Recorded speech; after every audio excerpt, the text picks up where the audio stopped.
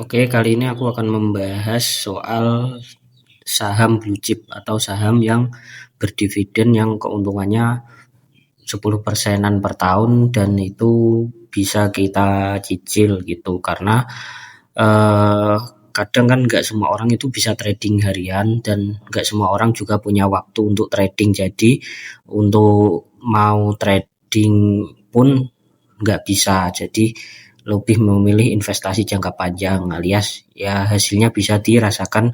Ya, ciri-ciri saham yang berdividen itu ada di bagian eh, laporannya ya. Bagian laporannya bisa dilihat. Terus di bagian dividen ini aku pakai ajaib. Nah, ini kan kita contohkan aja yang dividen yang tahun lalu aja gitu. Yang tahun lalu. Misal dividennya 466 per saham, per lembar saham. Jadi 466 itu kali 100 gitu. Jadi 46.600 per satu lotnya gitu. Misal kita punya 10 lot ya, kita dapat 460 ribuan gitu. Nah, caranya nyicilnya itu nggak tiap hari juga, tapi cara paling tepat itu setelah ex-date gitu. Setelah ex-date. Kenapa setelah ex-date? Karena kalau eh, pas hari-hari mau dividen, nah misal kan ini ada tulisan come date itu waktu mau pembagian dividen tapi tanggal terakhir kita beli lotnya gitu, itu kita masih kebagian dividen. Biasanya di saat come date itu kita dapat harga saham yang biasanya masih hijau gitu, harga tergolong tinggi. Nah, pas tinggi nanti itu di saat ex-date-nya itu sahamnya pasti turun gitu.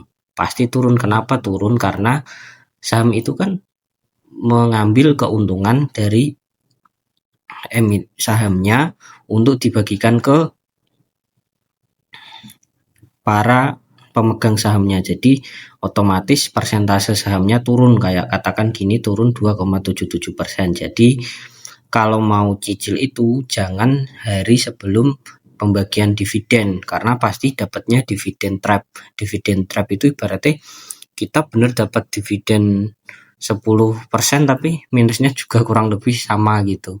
Berarti minus uangnya sama dapat dividennya itu sama-sama dapat segitu. Jadi kan kayak nggak ada untungnya gitu lah. Paling benar itu kita masuknya setelah ex-date gitu. Lah, barulah kita menikmatinya di tahun depannya gitu. Jadi nggak kena dividen trap gitu.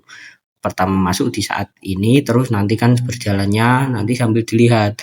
Enaknya itu dicicil, jangan jangan dijadwal ya. Ibaratnya kalau pas harga kelihatan turun ya dicicil gitu.